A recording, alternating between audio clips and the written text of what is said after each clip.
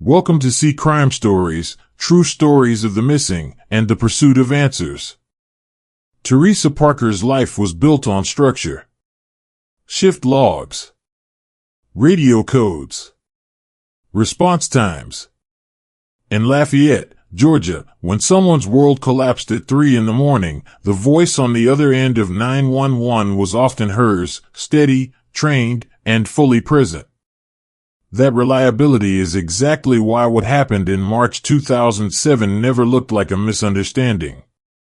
In the days leading up to March 21, 2007, Teresa was doing something simple but dangerous in the context of a volatile marriage. She was leaving. At 41, she was a seasoned 911 dispatcher, financially stable enough to stand on her own, and emotionally done with the man she'd been living with. She packed boxes. She moved belongings into a new place closer to family. She told people she trusted that she was ready to be out, and this time, it wasn't just talk. There were keys and new locks and paperwork in motion. People planning to disappear don't set up fresh lives in the open. They don't circle dates with their sisters and promise, "I'll be there." The last verified hours we have of Teresa are not dramatic on paper. No frantic call. No reported struggle. She spends the day moving, talking with family, closing out the last details of a marriage that had long since stopped being safe. By that night, she is finishing a transition everyone around her understands. Teresa is separating, not spiraling. There is no credible evidence of drug use, hidden debt, or a secret second life. There is a job she never abandoned, nieces and nephews she adored, a tight circle of coworkers who described someone responsible to a fault. Then the pattern breaks. Teresa does not report for her next shift. For anyone else in town, you might wait. For a 911 dispatcher with Teresa's record, her absence is its own alarm. Calls go unanswered. Messages don't land. A colleague flags it, because they know her. This is not a woman who oversleeps through an emergency line. This is not a woman who vanishes without notice 3 days after setting up a new home and telling people to expect her. A welfare check is requested. Her vehicle is located. Key items are accounted for. What's missing is Teresa. There is no obvious crime scene, no public altercation, no open call for help, no body. Just a gap in the data where a disciplined professional should be. In investigations like this, that absence is the first piece of forensic information, behavior that contradicts everything documented before it. Inside that gap sits one more detail that investigators clock early, and that you should keep in mind as we move forward. The person closest to Teresa, the one positioned by training and duty to understand how missing person cases are built, or fall apart, is a Lafayette police sergeant she is in the process of leaving. That is where we start. One victim, one town, one controlled departure that never finishes. No scene. No remains. Just a question that has carried weight ever since March 2007. How does a woman who spends her life sending help to others disappear without leaving a trace for herself? By the second day of Teresa Parker's disappearance, investigators stopped asking if she missed a shift and started asking who had a reason to stop her from starting over. Teresa was not drifting through life. She had a stable career as a 911 dispatcher, close ties to her family, and a clear, documented plan to separate from her husband, Lafayette Police Sergeant Sam Parker. That plan mattered. In real investigations, a victim stepping out of a long-term, controlling relationship is a high-risk point. Teresa had already moved belongings to a new place, coordinated rides, and discussed logistics with people she trusted. Her coworkers and relatives told detectives the same thing. She was done with the marriage, but not with her life. The first pass through her records showed no secret bank drains, no sudden purchases that suggested flight, no communication about leaving the state. Her paycheck had just hit. Rent and utilities for the new residents were active. Phone usage fit a normal pattern up to the point she vanished. From an evidentiary standpoint, everything on paper supported what the people closest to her said out loud. Teresa was transitioning, not disappearing. That contrast put the focus on the home she was stepping out of and the man inside it. As part of standard procedure, the Georgia Bureau of Investigation and local authorities began structured interviews. Ex-wives, relatives, co-workers, neighbors. The questions were straightforward. Had Sam Parker ever threatened Teresa? Had he ever talked about violence? Had anyone seen him lose control? The answers formed a pattern that did not sound like a stable household. A former wife described assaults, threats, and statements about knowing how to make a person vanish without a trace. Other witnesses reported that Sam had boasted about being able to hide a body. Family members reported he had threatened them in the past. Those accounts were not treated as gossip. They were recorded, cross-checked, and compared for consistency. Independent people, in separate conversations, described a man comfortable using fear as leverage. For investigators, that history did two things. First, it established that Teresa was not acting out of paranoia when she moved out. She was reacting to a real pattern. Second, it highlighted Sam as a person who understood weapons, understood police response, and had already, according to multiple sources, talked about getting away with serious harm. In a no-body case, those statements are not decoration. They are behavioral evidence that helps assess risk and prioritize leads.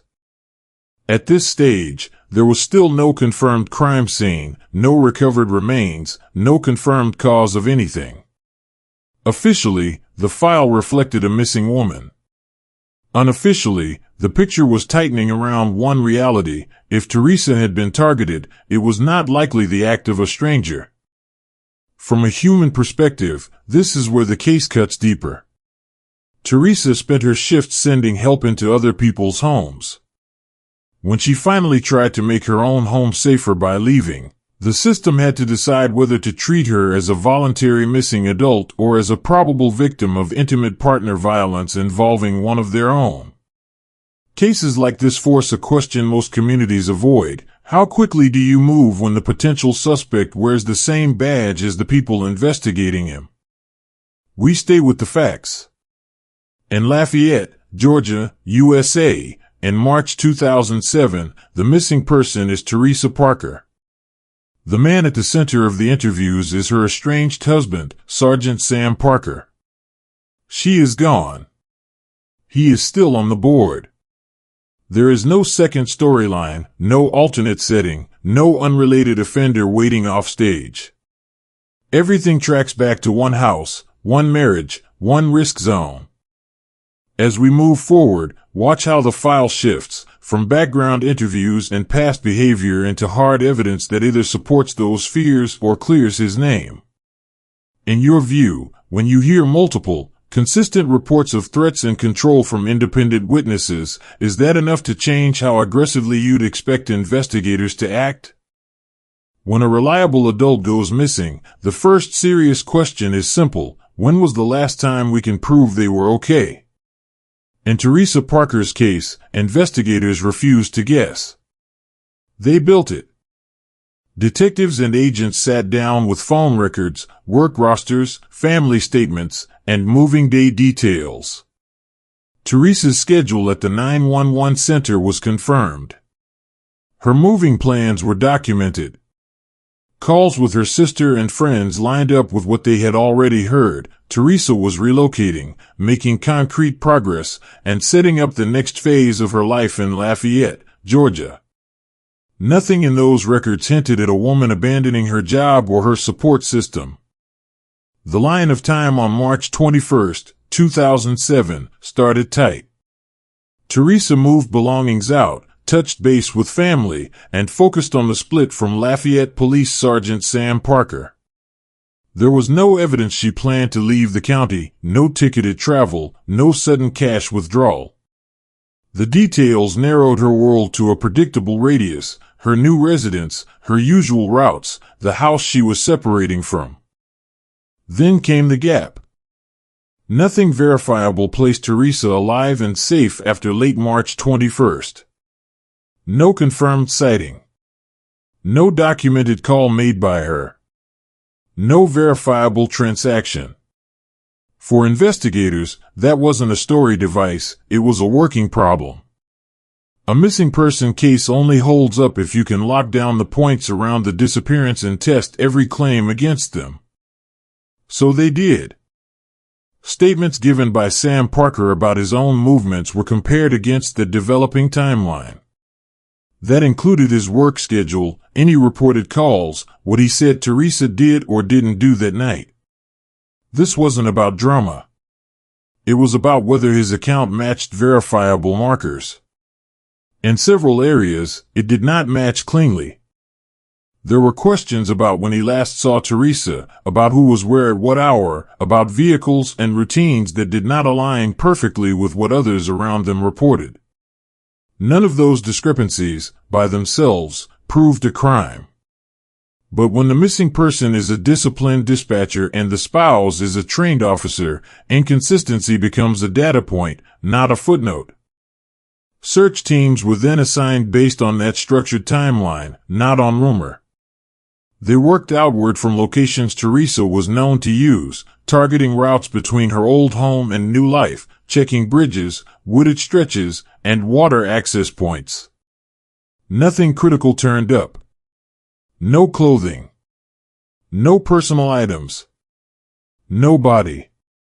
The lack of physical findings forced investigators to rely even heavier on timelines, statements, and behavior. In a no-body case, that kind of clean nothing can be just as important as a clear trail. It tells you where the story is not. At the same time, Teresa's digital and financial footprints stayed frozen. Her phone activity stopped. Her accounts sat untouched. She did not access paychecks. She did not reach out to friends under a new number. In real-world cases, voluntary disappearances leave noise, partial contacts, missteps, small signals. Here, there was silence. For investigators, that silence supported one working conclusion: whatever happened to Teresa, it happened fast, and it happened inside the narrow window when she was most exposed, during her separation. There is also a human layer you cannot ignore. When a woman with a documented exit plan disappears in that exact window, it tracks with what advocates and detectives see nationwide. The moment of leaving is often the moment of highest danger. Taking those patterns seriously is not being dramatic. It is respecting what repeated experience has proven, and what too many families learn the hardest way. The Teresa Parker file in Lafayette, Georgia, was no longer just, she missed work. It was a structured sequence with a clear cutoff, a spouse whose timeline needed scrutiny, and a complete absence of signs that Teresa chose to vanish. Still no body. Still no charged killer. But the case had moved from possibility to probability. By this point in the investigation, nothing about Teresa Parker looked random. The next step was to lock down her final night, not in theory, but in hard sequence. March 21, 2007 was documented as another day of transition. Teresa, 41, working as a 911 dispatcher in Lafayette, had been moving out of the Cordell Road house she shared with her husband, Sergeant Sam Parker of the Lafayette Police Department. Family members and co-workers confirmed she was actively shifting her life, boxes moved, a new place organized, rides coordinated. That part was already on paper. What investigators needed now was precision from the moment she left Safe Company to the moment she vanished. They built it from verifiable sources, not guesswork. Calls that evening lined up with what we already know. Teresa was still in contact with her sister, still working through the logistics of the separation, still anchored in her normal world. Nothing in those final confirmed calls suggested she was preparing to run, hide, or cut ties. No message hinted at a secret destination. No one heard defeat or surrender.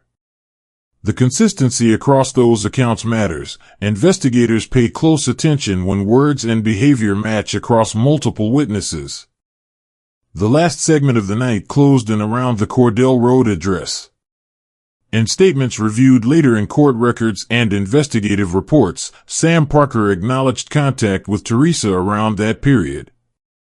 Exact phrasing and times would become a point of scrutiny, but the key fact for the case file was simple. The home she was trying to leave was one of the last places she was associated with before all signals stopped. When Teresa failed to report to work, that wasn't handled like someone sleeping in. Colleagues marked it, tried to reach her, and when calls went nowhere, a welfare check was initiated. This is where the case shifted from paperwork to physical observation. Responding officers went to the Cordell Road property. Teresa's vehicle was there. That matters. A missing person who supposedly took off doesn't usually leave behind reliable transportation in a town where a car is a necessity. Some of her belongings were where they should not be if she had chosen to disappear. There was no obvious forced entry. No visible struggle that could be photographed and labeled as a clear-cut crime scene. And no Teresa. From an investigative standpoint, this was the first concrete on-the-ground anomaly. A woman in the middle of a structured, visible separation is not home, her vehicle is. And there is no rational explanation from the one person who shared that space that closes the loop. That disconnect put the Cordell Road house on the map as a primary location of interest. Not a proven murder scene. Not a solved puzzle. But the logical center of the last confirmed environment Teresa moved through. What followed inside that house and around that yard was documented carefully. Who had access? Who was on duty? Who handled which keys? What time each officer arrived? Those details are the backbone of a case like this. They strip away stories and leave you with what can be checked. Over time, as more statements were compared against those first observations, investigators noted differences, small at first, but important. Times that didn't match. Descriptions that shifted. Claims that didn't line up with phone activity or with what other witnesses remembered. Again, none of this was presented as a dramatic twist. It was methodical. You have a missing dispatcher. You have her car at the house she was leaving. You have no sign she drove away on her own. You have a husband in law enforcement whose version of events needs to align with the data and doesn't quite lock in. It is in these early hours that good investigators decide whether a case stays in the maybe she left category or moves into someone else intervened.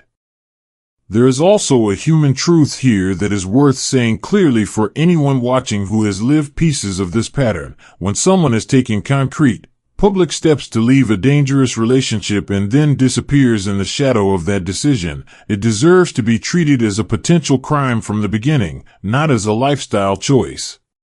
That isn't sensationalism. That is prevention.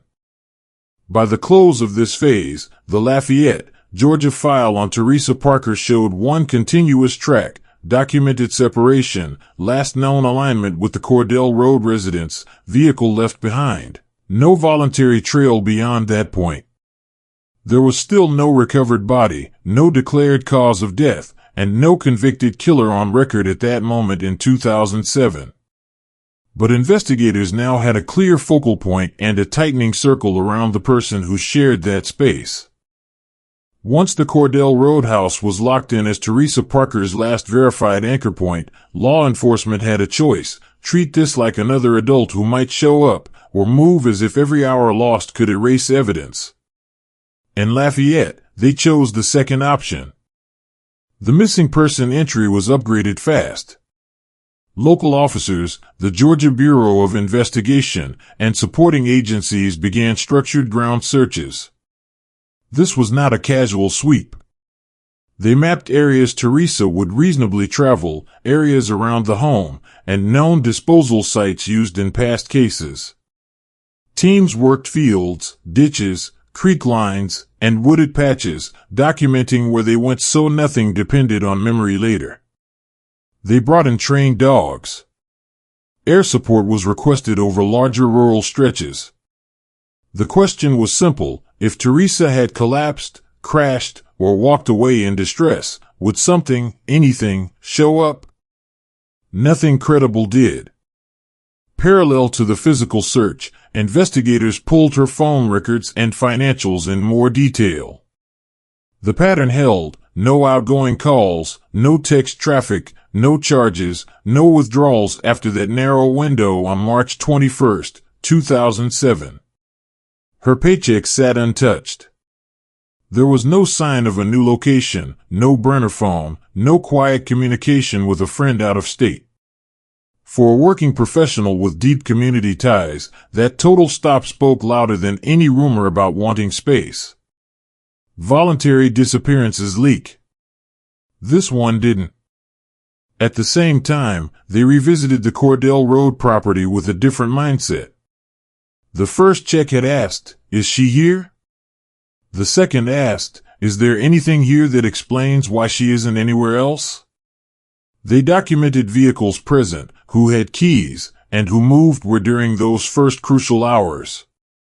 Entrances, exits, and surrounding ground were noted in case they needed to come back with warrants or specialists. Still no clear, visible scene, no documented struggle on the lawn, no public blood trail, nothing that could be labeled as a complete homicide tableau. To an audience used to television crime scenes, that might sound flat. To investigators, it was a specific profile: a woman gone, a tight timeline, a confined environment, no random chaos evidence. That combination often means the act, if there was one, was controlled, quick, and carried out by someone who understood both her habits and investigative response. Inside the task force discussions, Teresa's risk factors were now weighted against the blank search results. She was in the most dangerous window of a documented separation from a man multiple witnesses had described as volatile and threatening. Her car remained by the residence. Her trail stopped at the edge of the life she was trying to leave. Wide area searches and technical checks suggested she had not simply slipped into some new existence. The absence of findings was no longer neutral. It leaned toward foul play. This is where the human and procedural angles meet. When authorities take a case like this seriously from the outset, they send two signals: to the family, that her life is valued; to anyone responsible, that this will not be written off as she'll come back when she cools down. That matters beyond one case. Communities watch how missing women are classified. The wrong label in the first 48 hours can bury a homicide under paperwork. The right label keeps pressure where it belongs. By the time the early search phase closed, the Teresa Parker file in Lafayette, Georgia, had changed shape. It was no longer a question mark built on hope that she might return. It was a structured record that showed she did not reappear. She left no digital or financial trail, broad searches found no trace, and the last controlled environment tied to her name was still the home linked to Lafayette Police Sergeant Sam Parker. The case wasn't solved. No body had been found. No jury had heard evidence. But the investigation had shifted, decisively, toward building a no-body homicide case rather than waiting on a missing person miracle that all the data argued against. Once the wide searches turned up nothing and Teresa Parker's life stopped on paper, investigators went back to what was still in front of them, that Toyota 4Runner sitting at the house on Cordell Road. A missing woman's vehicle left behind at the home she was trying to leave was not just an odd detail, it was a piece of potential evidence that had to be worked like a crime scene. A forensic team processed the SUV methodically. Exterior first. Then the interior, section by section. They were not looking for a dramatic pool of blood or a visible weapon. At this stage of the case, they were looking for anything that did not fit the story that Teresa simply walked away. In the rear cargo area, they found something that did not fit. Technicians noted that the back of the 4Runner had been freshly and thoroughly vacuumed. It stood out. The rest of the vehicle did not match that level of recent cleaning. That contrast, by itself, was enough to raise suspicion. People clean vehicles. They do not usually deep clean only the exact space where a body or injured person could be placed, especially in the middle of a stressful move and separation, unless they are trying to erase something. Swabs and samples from that area went to the crime lab. The testing came back with two names that were already in the file, Teresa Parker and Sam Parker. Blood identified as Teresa's was present in the cargo space. DNA consistent with Sam Parker was also detected there. The amount was not the point. The location and combination were. On its own, finding a husband's DNA in a family vehicle is not unusual. Finding the missing wife's blood in a selectively cleaned rear compartment at the home she was leaving in the exact window when she disappeared is different. That is the kind of physical fact that tightens a circumstantial case. It anchored what, until then, had been built mostly on behavior, timeline, and witness statements. Investigators compared that lab result against everything they already knew. Teresa was in the process of moving out. She was known to be alive and functional before that last night. There were no documented injuries or accidents that would explain fresh blood in the rear cargo area. There was no good reason for someone with law enforcement training not to mention such an event if it had occurred. And there was now clear evidence that someone had tried to clean that specific space. For the team working the case, this was not an internet theory or a narrative flourish. It was a measured escalation. They now had a missing 911 dispatcher, a last known link to the marital home, no activity after March 21st, 2007, unsuccessful searches, and confirmed forensic evidence in her vehicle that pointed back to the man she was divorcing, a Lafayette sergeant who understood police procedure. The investigation was still officially a nobody case. Teresa's remains had not been found, and they would not be located for years, but it no longer rested on speculation. It had physical weight. It is important to say this clearly for anyone watching who has lived through similar threats. This is how cases are supposed to be built when someone in a position of authority is involved. Not on gossip. Not on gut feelings. On verifiable data that either supports their story or breaks it. Here, each new piece leaned in the same direction. As soon as the SUV results came in, the case stopped being theoretical. The next step was simple: check whether the people closest to Sam Parker had heard anything over the years that sounded like a plan. Investigators went back through prior statements and then widened the circle. Ex-wives. Family. Fellow officers. Friends who had been around long enough to see him off duty. They weren't just asking if Sam had been angry. They were looking for specific comments, specific threats, anything that connected his history to what had just happened to Teresa Parker in Lafayette, Georgia. What came back was consistent. One former wife reported that Sam had talked before about knowing how to get rid of someone so they would never be found. Others described threats serious enough that they remembered the exact phrasing years later. After Teresa disappeared, his own mother and sister came forward and told authorities he had threatened to kill them and bury them where no one would find them. These weren't dramatic monologues created for television. They were sworn statements, pulled apart and compared. Different people, same pattern, control, violence, and confidence about hiding the evidence.